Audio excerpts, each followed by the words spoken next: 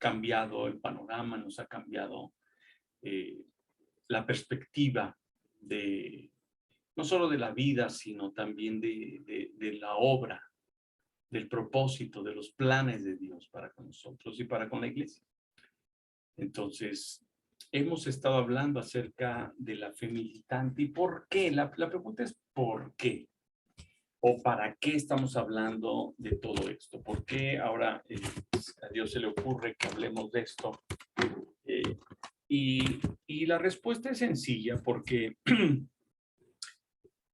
bien lo decía Pablo a Timoteo, que fue la pasaje que tomé, de que le habla y le dice, es que esta es una batalla, esta es una guerra, mejor dicho, y nosotros debemos de enfocarnos, esa debe ser nuestro enfoque, nuestra perspectiva. Estamos en medio de una batalla, ¿sí? Estamos en medio de una guerra, perdón, no una batalla solamente, una guerra.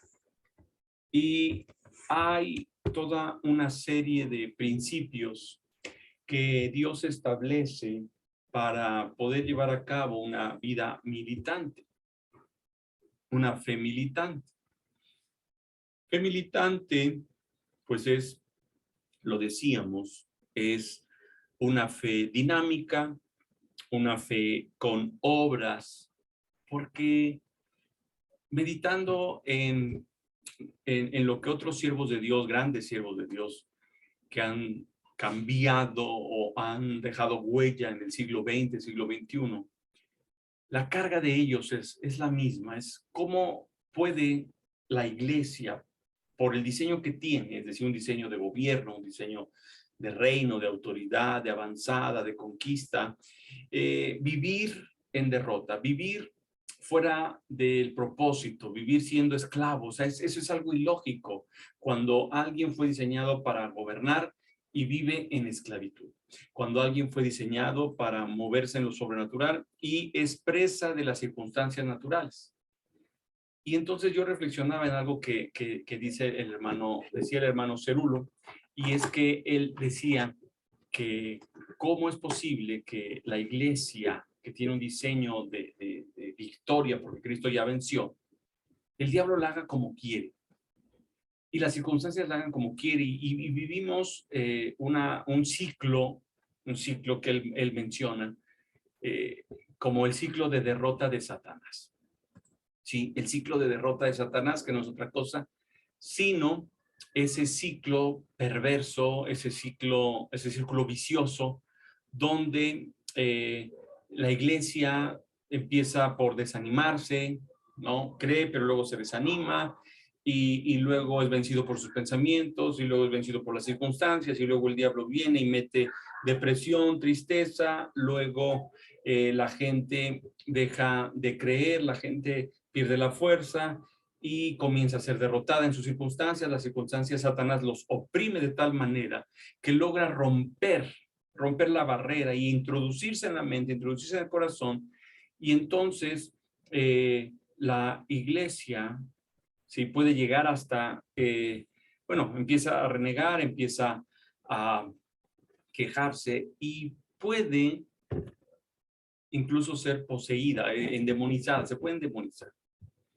¿Por qué entonces viene la depresión a los cristianos? ¿Por qué no vivimos en bendición o en victoria? Y uno dice, bueno, estamos viviendo un ciclo, él lo llama el ciclo de derrota de Satanás. ¿Y por qué? Bueno, porque la iglesia necesita entender el diseño. Porque nuestro Dios es un Dios de diseños. No solo lo decimos como un eslogan o como una, no sé, una frase publicitaria, sino es realmente nuestra creencia, realmente nuestra determinación de lo que dice el Señor. Pablo se lo dice a Timoteo. Esta es una guerra, Timoteo. Y Dios no nos dio espíritu de cobardía. ¿Sí? Dice 1 Timoteo 1:7, pues Dios no nos ha dado espíritu de temor y de timidez, sino de poder, amor y autodisciplina. Y esa es una palabra que cuesta mucho trabajo en la iglesia, la disciplina. Cuando Jesús dijo, ve y haz discípulos, ve y disciplínalos. mételos a una disciplina, pero todo parte de lo que está escrito en mi mente, el pensamiento, la manera de entender, la cosmovisión, mi sistema de creencias, porque yo soy muy respetuoso de la teología, por supuesto. Hay gente que ha estudiado, hay mucha información, mucho conocimiento que es muy interesante, que es útil. Hay muchas cosas que son útiles. Pero yo cuando aprendí del doctor Morris Cerullo, en alguna de sus conferencias, que él decía, cuando tú conozcas a Dios realmente, o sea, tú puedes tener mucha teología y está bien, pero no conocer a Dios. Y entonces aquí nosotros tenemos que saber que tú puedes tener una idea de conocer a Dios, es decir, que por lo que tú sabes, por lo que te han enseñado, tú puedes tener una idea de conocer a Dios, ¿sí? Y para ti Dios puede ser de alguna manera o de otra manera, por eso tú vas a orar de alguna forma. Voy a dar un ejemplo práctico. Hay hijos de Dios que no se dirigen a Dios como Padre. Y no estoy diciendo que sea necesariamente malo, simplemente que su conocimiento de Dios no es como un padre, ¿sí? Sino ellos se dirigen quizá como un señor, pero no hay una revelación de un padre. Hay hijos de Dios que nunca han experimentado una sanidad divina o una provisión divina y quizá no conozcan a Adonai Rafa, que es el sanador, no conozcan a Adonai Jireh, que es el proveedor. Tienen el conocimiento, tienen la información, pero eso no es una realidad. Así como muchos que viven sin Cristo, no es una realidad que Él sea el Salvador, que Él sea Jesús. Jesús significa el Salvador. Entonces, cuando tú experimentaste el Salvador o la salvación de Dios, cuando conociste a Jesucristo, cuando fuiste salvo. Entonces, es hasta que tenemos esa experiencia que nuestro conocimiento de Dios, el previo, el que ya tenemos predeterminado, puede cambiar. Por ejemplo, yo nunca había experimentado lo que era danzar, y aunque no soy el más habilidoso, he experimentado momentos de danza en el espíritu, es decir, que Dios sé que es Dios, que Dios está agradando y que lo hago de todo corazón, y aunque sea torpemente, pero eso hace años yo no imaginaría el alabar a Dios danzando, porque yo tenía un concepto, porque a mí me habían enseñado una manera de cómo Dios era, y me decían, es que a Dios no le gusta eso, Dios es un Dios de orden. Y por orden me explicaron que eso era un desorden, que Dios no le gustaba el júbilo, sino lo ceremonialmente ordenado. Pero cuando tú lees en Apocalipsis que en la creatividad de Dios hay 4 seres que están llenos de ojos y que hay unos ancianos que se postran y avientan las coronas en pleno servicio, saliendo de su lugar, rompiendo la estructura, y hay seres angélicos de querubines que son ruedas, según Ezequiel, que dan vueltas las ruedas, rueda sobre rueda, y que sacan luces y que van girando y que van glorificando a Dios. Entonces, la creatividad de Dios no es la cuadratura de alguien que no puede entender que Dios no es un Dios, digamos, aburrido, o un Dios cuadrado.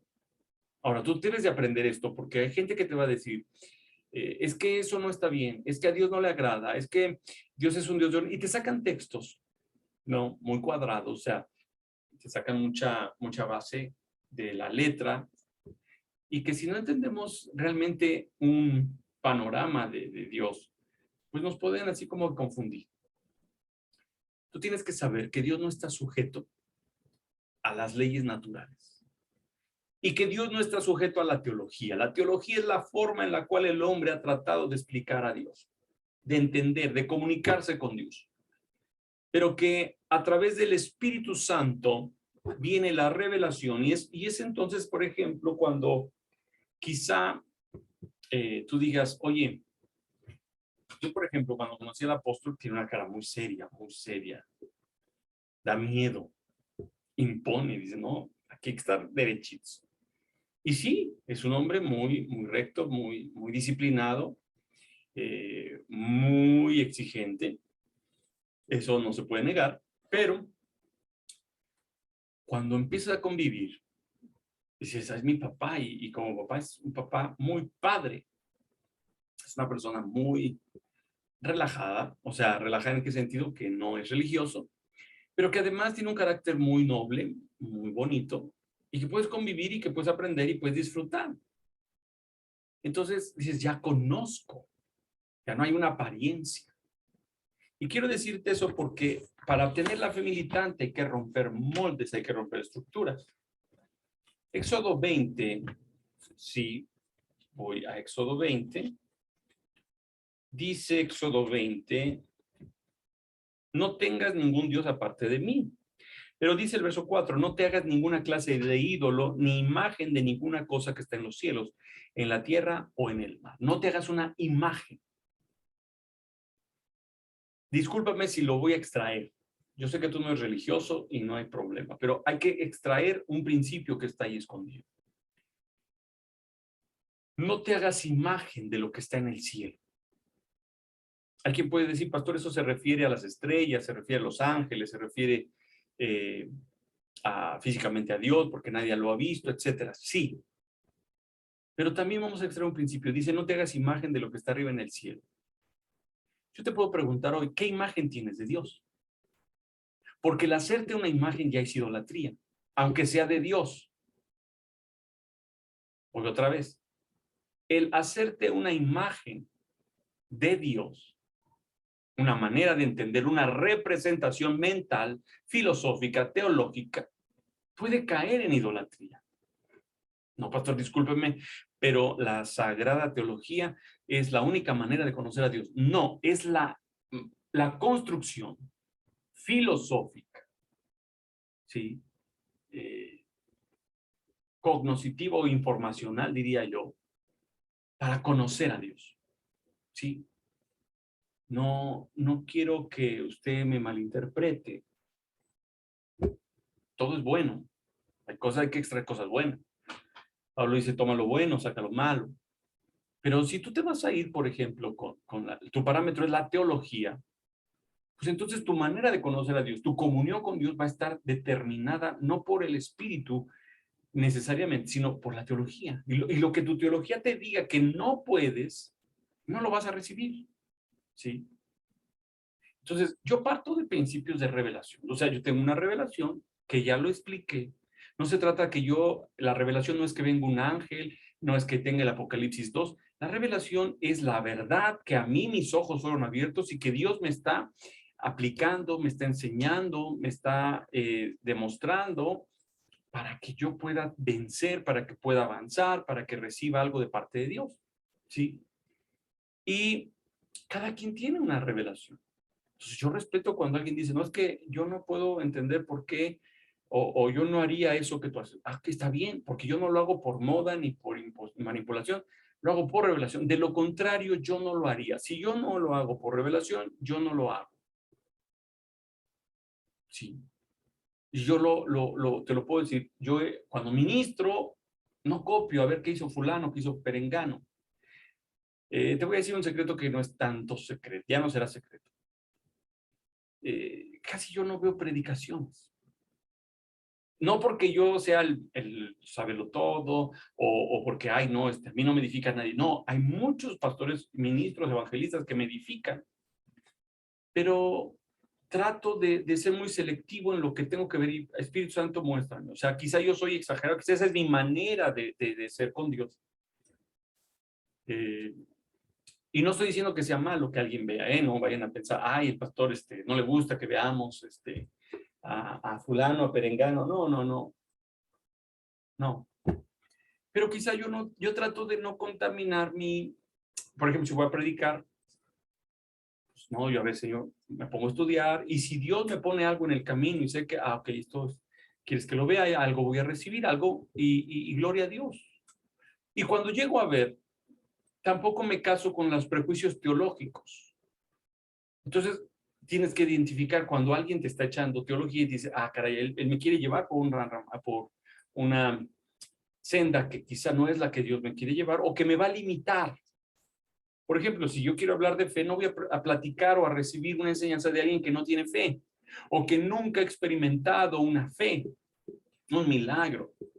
Voy a hablar de milagros, no puedo preguntarle a alguien, oye, explícame los milagros a alguien que no cree que los milagros siguen operando. No puedo recibir a alguien de que no cree que el Espíritu Santo fluye. No puedo recibir algo así. ¿Sí? Porque me voy a confundir, porque puede sembrar algo contrario en mi vida. Entonces, yo me determino que escucho, que mis oídos yo autorizo para que escuchen. Y lo repito, no es que sea arrogante, eso no es ser arrogante, eso es ser responsable. Porque no cualquiera puede tener acceso a tus oídos, no cualquiera puede tener acceso a tu corazón, sea quien sea, ¿sí? Y uno tiene que escuchar bien. Pablo siempre decía, mira, esto me lo dijo el Señor, pero esto no me lo dijo el Señor, esto lo digo yo. O sea, Pablo era honesto, ya el que leía la carta decía, ah, esto no fue, no es Dios, es Pablo, ¿sí? Y Pablo, perdón, Pablo lo hacía con autoridad, por supuesto, era un siervo, pero él era responsable en decir, no me lo dijo Dios, yo creo, yo lo legislo, lo establezco con base en mi experiencia, en mi opinión, en mi revelación, ¿sí?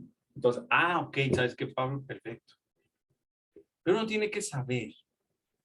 Entonces, cuando alguien empieza a hablar mal de lo apostólico, de lo profético, yo digo, cerramos y no escuchamos. Cuidado, tú tienes que cuidar mucho ese detalle.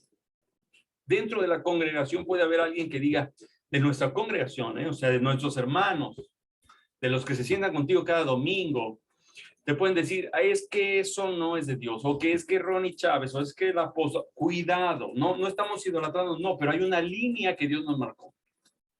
Hay una determinación por querer hacer la voluntad de Dios con base en un diseño. Yo respeto mucho a los demás, son etiquetas denominacionales, pero en realidad es una iglesia, pero yo respeto, ¿sí? Entonces, a mí Dios me enseñó, es mi pueblo, es mi cuerpo, es mi iglesia, nada más. Entonces, pero cuando alguien se levanta a decir, oye, cuidado, esto yo no lo creo, esto no es agua, ¿quién tiene autoridad? Porque te voy a decir algo, a veces es que la hermana Chonita me dijo que ella no cree, o el hermano Chon, para que no piensen que estamos hablando de él, no, simplemente es el hermano o la hermana Chonita, o Chon. Que además que pues Dios le dijo otra cosa, o a ella. Por ejemplo, ella me dijo que, o él me dijo que no, él no cree en la profecía, pero que él está bien bendecido o bendecida, o que él no cree en la ofrenda o en el diezmo, pero Dios lo bendice. Hay que entender que te puedes decir muchas cosas, que te va a decir, no creo en la guerra, no creo en la intercesión, no creo en la oración. Y fíjate, generalmente el que no cree o el que no practica, ¿no? El que siempre juzga, sea hombre o mujer, te vas a sacar a que tú creas lo que él o ella cree. Pero no se va a ser responsable por lo que te pase. Ese es el problema. ¿Por qué? Porque al final de cuentas, cuando tú tengas una prueba, una lucha, y digas, oye, es que tú me dijiste, vas a decir, no es mi problema. O sea, tú, por burro, ¿no? Pues hiciste lo que yo te dije, pero yo no soy tu pastor. Pues cuidado. Tú abriste el oído, el corazón a una voz no autorizada. Lo tomaste como consejero o consejera, pero no se hizo responsable. Ese es el problema y por eso hay gente que da tantos tumbos. Entonces, gloria a Dios. Oh, qué bueno que tienes otra visión. Gloria a Dios, yo tengo mi visión. Y sabes que aquí sí podemos ser hermanos, podemos disfrutar un buen momento juntos, pero Jesús dijo, el que conmigo no recoge, tú tienes que aprender que el que contigo no recoge, desparrama, te quita, pierdes. ¿Sí? Entonces, no eres mejor que nadie, ¿no? Por supuesto que no, pero ¿sabes qué? Tengo un enfoque. Pablo dice, hablemos lo mismo, pensemos lo mismo, sintamos lo mismo. Ahí está la victoria. Entonces, yo te tengo que enseñar. Si tú no lo aceptas, gloria a Dios. Pero yo cuando enseño me hago responsable de la enseñanza y me hago responsable porque yo tengo un pacto por ser siervo, ¿sí? Un pacto de fidelidad, de lealtad con la iglesia. De tal manera que yo busco el alimento del cielo, busco la revelación que es necesaria y se las doy. Se las doy. Qué tremendo. Hoy de esos testimonios que suceden así, alguien me mandó una ofrenda para el viaje misionero y de repente, no sé, 8 horas después, no sé cuántas horas después, otro mensaje, dije, ah, caray, pasó algo. Apenas mandé la ofrenda y Dios se glorificó y me devolvió X veces, no sé. Y vuelvo a mandar, pero ahora es diezmo de lo que recibí de la ofrenda. O sea, como una cosa lleva a otra y por eso a veces me llama la atención cuando alguien me dice, pastor, es que no es cierto lo que tú dices. Digo, pero hay gente que da testimonio. O sea, la Biblia dice, testimonio de dos es verdadero. Entonces, es una cuestión de revelación. Es una cuestión de pelear, de luchar, de determinarte. Es lo que creo. Es por lo que vivo. Diríamos en la jerga popular o coloquial, es a lo que le tiro. Yo lo practico, yo lo veo, lo enseño, porque yo tengo un pacto de fidelidad de enseñar lo que es correcto, lo que es bueno, lo que va a edificar a la iglesia. Y me hago responsable. Por eso tú aprendes. Oye, es que siempre queremos eludir nuestras responsabilidades y le decimos a alguien, oye, ¿tú qué piensas de lo que dijo el pastor? ¿Tú qué dices? Y como para nuestra mirada carnal todavía son gente espiritual, es que yo veo que es muy espiritual, yo veo que estrena cada 8 días, yo veo que está bien. Bueno, las apariencias engañan. El Señor le dijo al profeta Samuel que los ojos ven las apariencias, pero no ven el corazón. Hay quien vive en jaulas de oro, déjame te lo digo. Y la jaula de oro, aunque sea de oro, no deja de ser jaula, pero no hay el discernimiento. Entonces, dice la Biblia, no te hagas imagen.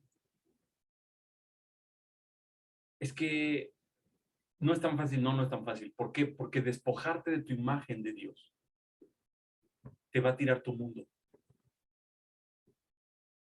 Te lo va a tirar. No te hagas imagen. Es que yo siempre creí que el cristianismo era así, que la vida en Cristo, yo además, eso, fíjate, te creas una imagen de Dios que moldea tu sistema de creencias, que crea tu mundo, tu realidad, pero que además dentro de esa imagen y dentro de ese sistema o cosmos, ese orden que tú le das a las cosas, ese sentido, tú te creas una imagen de ti mismo. Y entonces la imagen de Dios está ligada a la imagen que tú tienes de ti mismo. Sí. Entonces, no. Y tanto puede ser como que tu imagen es de que eres el pecador más grande, el que menos merece de Dios, como puede ser al revés, el que eres el santo, que ya eres una persona que merece que todos se inclinen cuando tú pases, ¿no? Y su santidad, no. Entonces, no te hagas imagen. Dios quiere romper esa imagen. La fe militante rompe esa estructura porque parte de una revelación. Yo se los he dicho y alguna vez se han ofendido y gloria a Dios por ello. Pero es la verdad. Porque esa pregunta cuando a mí me la hicieron, recuerdo mucho a la profeta Ana cuando un día ella preguntaba si era muy contundente, era muy firme, o sea, he conocido varones de Dios y mujeres de Dios, pocas, ¿verdad? No, tampoco he conocido muchas, pero muy determinadas o determinados. El apóstol mata a mi papá, alguien que caramba, rompe esquemas, parámetros, estructuras de fe y te impulsa a ir adelante. Y cuando tuve la dicha de poder aprender mucho de la profeta Ana, ella nos decía, ¿de qué tamaño es tu Dios? ¿Es de bolsillo? ¿Lo puedes cargar? Porque te voy a decir algo, aunque no traigas la estampita en la cartera, a veces tu Dios es de estampita en la cartera. Sí, porque lo entendemos humanamente. Ejemplo, las circunstancias. Si tus circunstancias limitan a Dios o al Dios que tú crees, entonces tu Dios es de bolsillo. Porque es lo que nos enseñó la profeta. Si tu Dios es de bolsillo, estás perdido. ¿Cómo recuerdo que los hombres de Dios, los generales de Dios, siempre te impulsan y te desafían? Y cuando alguien es desafiado, hay gente que se ofende. Ay, no, pero ¿por qué? Está muy difícil, eso está muy caro, eso no es para nosotros. Piensan como que el que te está desafiando se está burlando de ti o te está presumiendo. Había gente que se enojaba y que decía, no, es que ella porque tiene dinero, ella porque debe recibir ofrendas muy fuertes. Y a mí me tocó verlo de cerca, muchas cosas que la gente dice que no son ciertas. Pero siempre la gente que desafía te rompe, te parte. Cuando conocí al apóstol, desde las primeras veces, desafíos. Y él nunca, como ningún siervo, me ha obligado para nada. Pero sientes el desafío y dices, ¿cómo le hace él? ¿Cómo lo logró él? Entonces yo no caía en esa trampa de, ay, no, me está presumiendo. No, me está enseñando. Porque él quiere que yo aprenda. Porque él me está diciendo, yo lo puedo hacer, tú lo puedes hacer. Porque el mismo Dios es al que servimos. Yo decía, es el mismo Dios, pero entonces yo no lo conozco igual. Yo no tengo la misma comunión, no tengo el acceso que ellos tienen. Ellos son más santos, no, son mejores, no, simplemente que rompieron paradigmas. Y entonces, es aventarte a romper imagen de un Dios limitado, de un Dios que cuando llegas al tope de tu fe dices, no, aquí ya Dios ya no puede, porque tú lo limitas. Hay gente que tiene la imagen de un Dios tan severo que es inalcanzable y siempre están pidiendo perdón. No se acercan a Dios. Ay, Señor, perdóname. Ay, Señor, perdóname. Padre, perdóname. ¿Por qué no te quiero ofender? ¿Por qué no te quiero? Porque viven en una falsa justicia. Cuando dice la Biblia en el libro de Romanos, capítulo 5, versículo 8, que Dios mostró su amor para con nosotros, que siendo aún pecadores, Cristo ya murió. Y Romanos 8:1 dice que fuimos justificados pues por la fe y tenemos paz. Oye, pero pequé. Sí, pero sí. Una cosa es tener el dolor del pecado porque amas a Dios. Y otra cosa es porque, híjole, ya, yo me equivoqué, porque eso es religiosidad. Sí. Esa es falsa justicia y falsa humildad. Es el espíritu el que me redarguye, es el espíritu el que me lleva a mostrarme la conciencia. Salmista decía, todas las noches me muestras mi conciencia, porque aún de lo que me es oculto. Yo no pude ver muchas cosas en mi corazón. Yo creía que ya había alcanzado otro nivel de carácter, de madurez, de revelación. Y yo decía, no, yo ya estoy listo para las naciones, o estoy listo ya para ver, no sé, otra dimensión. Y este proceso en nuestra vida y en mi vida en particular, cuando Dios me mostró mi corazón y me expuso a su trono, dije, wow, toda esa basura todavía en mi corazón, y entendí lo que dijo el profeta Isaías, mis mejores obras son trapos de inmundicia. De verdad dije, eso está escondido en mi corazón, de eso está lleno mi corazón, que yo ya sentía que estaba en otro nivel. Porque a mayor luz sale lo más oculto. Entonces, nunca, ese es otro paradigma o esquema que tienes que romper.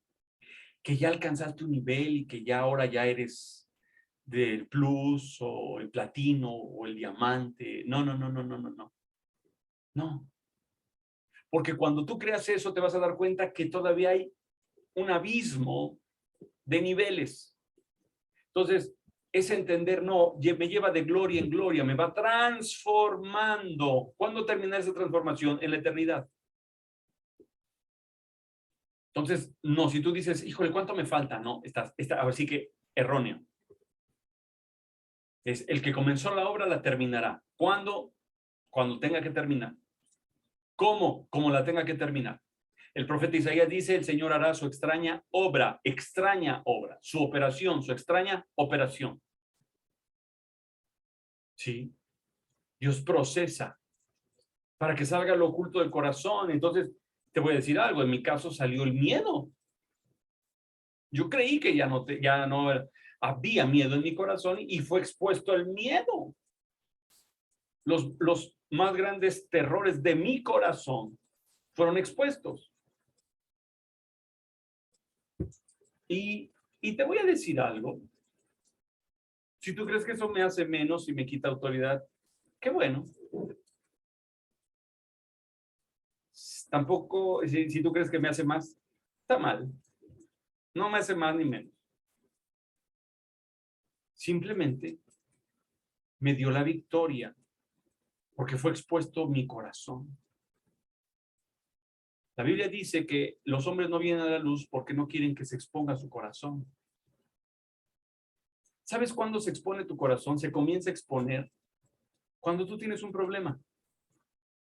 Un problema de salud, un problema con un vecino, con un prójimo. Se expone lo que hay en tu corazón. Ahí es donde sale. Si dices, bueno, ¿por qué esa piedrita te está afectando tanto? Porque está exponiendo lo que hay en tu corazón, pero tú no te das cuenta. ¿Sí? Y al no darte cuenta, ¿sí? Todavía está en lo oculto. Entonces yo decía, Señor, si yo soy un santo, soy perfecto casi ya. Debieran beatificarme. Pero no, Dios dijo, no, es que mi óptica es otra. Entonces Dios me empieza a mostrar, el hombre mira diferente. Entonces, quiero que me entiendas. Quiero que entiendas. No. Es el espíritu, la libertad que hay en el espíritu. La libertad no es desorden. La revelación no tiene que ser desorden. Por supuesto que no. Pero hay que entender cuál es el orden. ¿Quién pone el orden? Sí. Porque entonces la escritura me dice que la sabiduría de Dios es locura para un sistema que no lo conoce, que se llama mundo. Entonces, si tú tienes un concepto de Dios construido muy, muy hermosamente, muy noblemente, pero es construido por ti, eso no es Dios, es la interpretación que tú tienes de Dios. Pero cuando decimos la fe militante es cuando se rompe algo en tu espíritu, porque la palabra penetra. Porque de repente algo ya no tiene sentido, porque llegaste a un nivel, o no a nivel, sino a un límite donde dices, caray, yo sé que hay algo más, pero no puedo pasar, no puedo atravesar. Y entonces el miedo se tiene que ir porque vas a ser confrontado. Confrontar los miedos es confrontar lo más oscuro del corazón, porque los miedos encierran orgullo. Y ahí es cuando te das cuenta que realmente a veces todavía tenemos miedo. Porque hay argumentos. Hay argumentos. Pero cuando tú entiendes el principio de que Dios está por encima, entonces ya no puede haber argumentos. Ya no puede haber límites.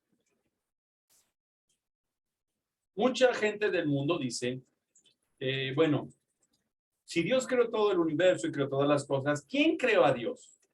Esa es la pregunta clásica, ¿verdad? Esa es así como que la matona. Demuéstrame quién creó a Dios, de dónde viene Dios, y etcétera. Y quizá muy noblemente algunos pudieran decir, no, mira, dice la Biblia, y dice esto, y dice lo otro. Pero aprende, ellos no están entendiendo, no han recibido al Espíritu Santo, Entonces, por más tú explicaciones que les des, no van a tener luz, a menos que el Espíritu Santo abra su entendimiento. Lo que te quiero decir no es que no des una respuesta, sino que entiendas tú primero cómo es el enfoque de la respuesta. Y el enfoque de la respuesta es que el creador no está sujeto a la creación. ¿Cómo es eso, pastor? Sí. Nosotros entendemos como creación, explicamos desde la perspectiva que somos creados. Y todo lo que vemos fue creado. Entonces, para nosotros, la manera de entendernos o no entender nuestra realidad es partir que fuimos creados y que hay un creador. Pero para poder explicar al creador, yo tendría que estar fuera de la dimensión de la creación. Es decir, las reglas de la creación, del acto de crear, no determinan al creador, no aplican para el creador.